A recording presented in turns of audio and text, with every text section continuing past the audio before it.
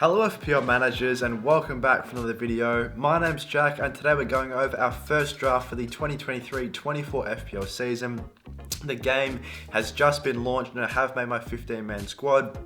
So if you guys are looking forward to the start of the new season or are new to the channel, leave a like and subscribe. Also have those notification bells turned on so you don't miss any future FPL videos in the build up to the new season. And with that being said, let's jump into the video.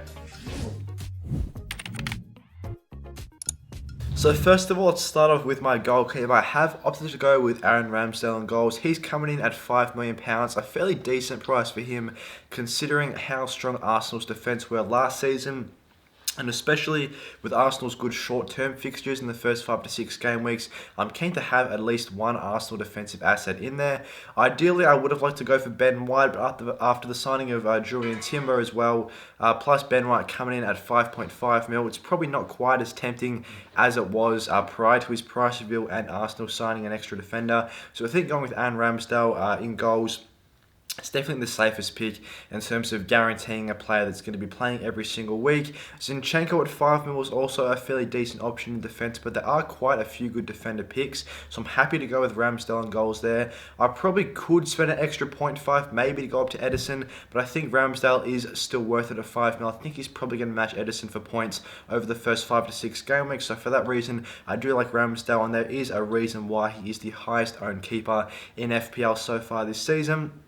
Looking at the back three, we have got a 3-5-2 formation, as you can see. Our starting back three is fairly strong as well. We've gone with the Estupiñán, Luke Shaw and Trent Alexander-Arnold. A fairly template back three, to be fair. I was tossing up whether I wanted to go for Alexander-Arnold or Robertson in that Liverpool defence. Obviously Trent coming in at 1.5 million more, but his ownership is 35% higher nearly than Robertson. So I think it's essentially to have Trent in the team over Robertson just because of the ownership gap. If you don't have Trent on your score as well, you're going to have a very poor rank for the first few game weeks. So I think the risk is just too high to have Robertson over Trent.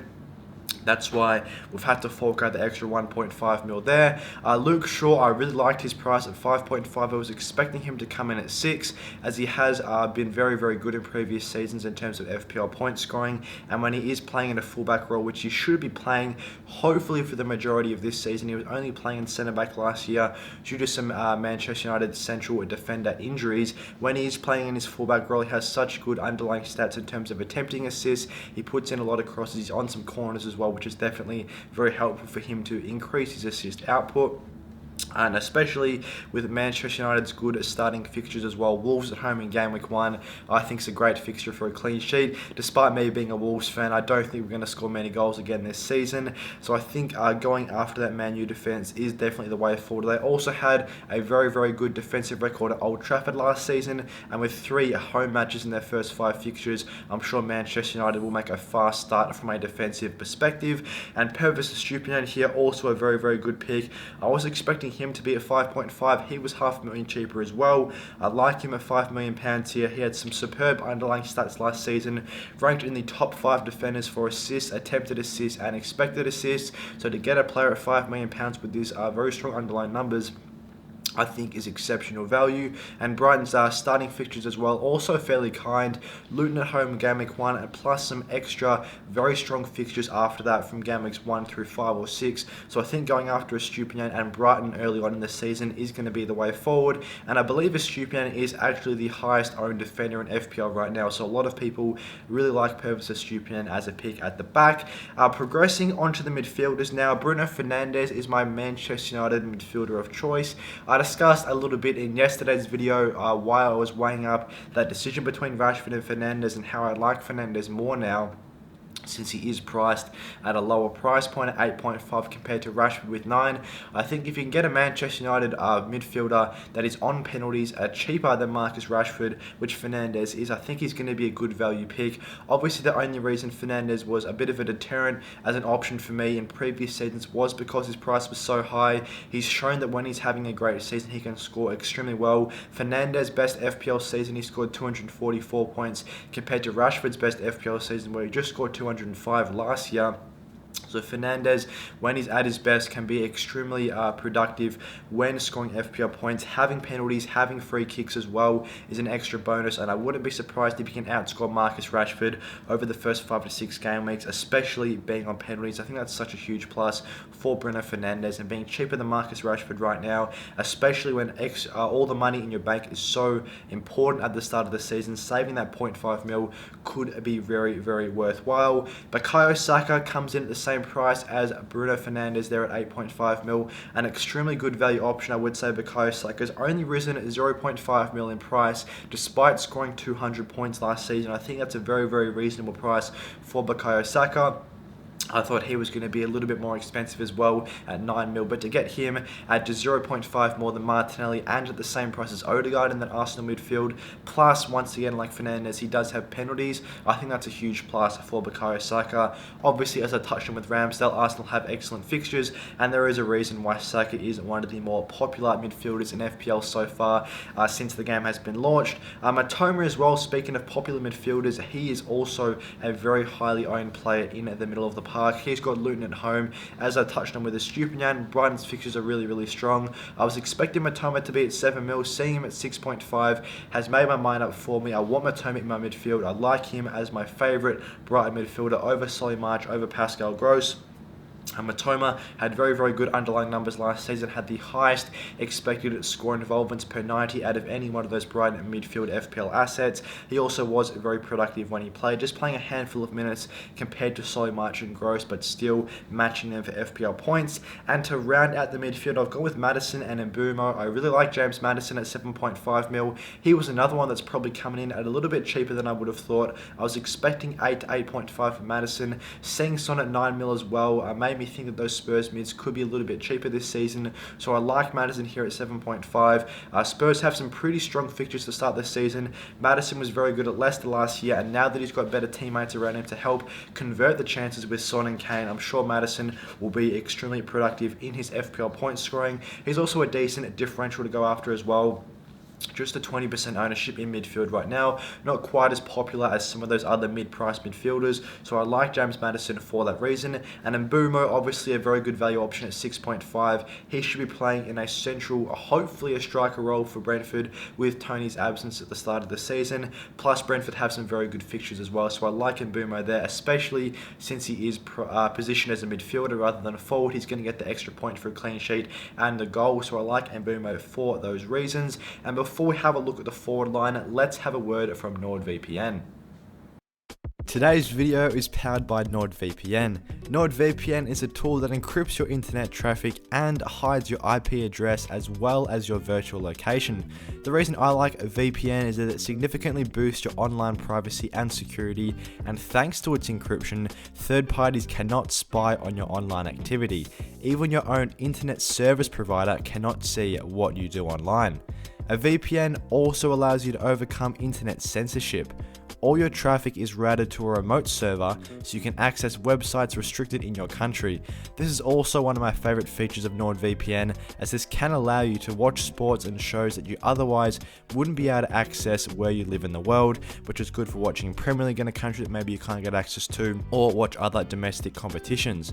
Furthermore, you can upload files safely to the cloud without having the risk of having your information stolen by third parties, which is also a huge bonus. And another beneficial aspect of the VPN is that it allows for a faster and more stable internet connection than you otherwise would have if you didn't have the VPN installed. So get NordVPN via the link in the description down below.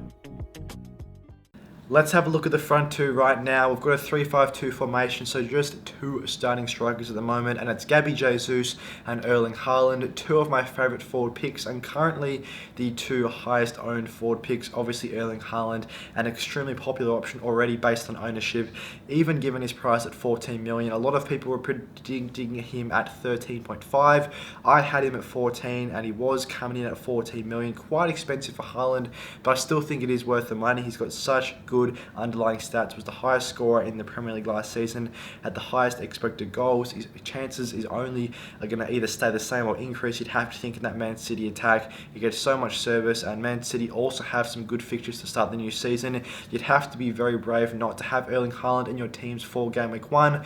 So I think he's just an essential pick. You can't not have him in the team if he scores well. Everyone's going to have him on captaincy as well. You're going to get seriously punished if you don't have Erling Haaland in your FPL sides. And Gabby Jesus there as well. I like Arsenal's fixtures. I really like his price at 8 mil. I was expecting him to be 8.5. Even 9 mil to 9.5 would have been a reasonable price for Jesus in my opinion, given how good he was when he was playing for Arsenal last season. His underlying stats are very good. He had the highest shots and expected goals per 90 out of any Arsenal player last season. So he has the underlying numbers there. When he's starting, he gets very, very good chances. And since he is 8 mil, he is the cheapest option out of Saka, Odegaard, and himself. So I like him there at half a mil cheaper than some of those other popular Arsenal and midfield and forward options. Obviously, Arsenal's fixtures are extremely strong as well. At 8 mil, I think it's a great price point for him. I also did like Nkunku at 7.5. He was originally in one of my mock drafts that I made. I liked his price at 7.5, but after seeing Jesus at just $500,000 more, I like that Jesus has played obviously in the Premier League in previous seasons. We know how he's going to perform. He does well on this Arsenal side, and with superb upcoming fixtures, I couldn't turn him down, and obviously that is why he is the second highest owned forward in FPL, only behind Erling Haaland. Looking at the bench now, currently I'm just looking at any 4.0 keeper. Alphonse Areola could be a nice pick at that price point. He could potentially get some minutes this season for West Ham, and I liked Rico Henry especially at 4.5. He jumped out to me as a great option. I was going to go for Pinnock at 4.5 for Brentford, but Henry, seeing him at 4.5 playing in a fullback role with some pretty good underlying stats last season in terms of attempting assists and expected assists.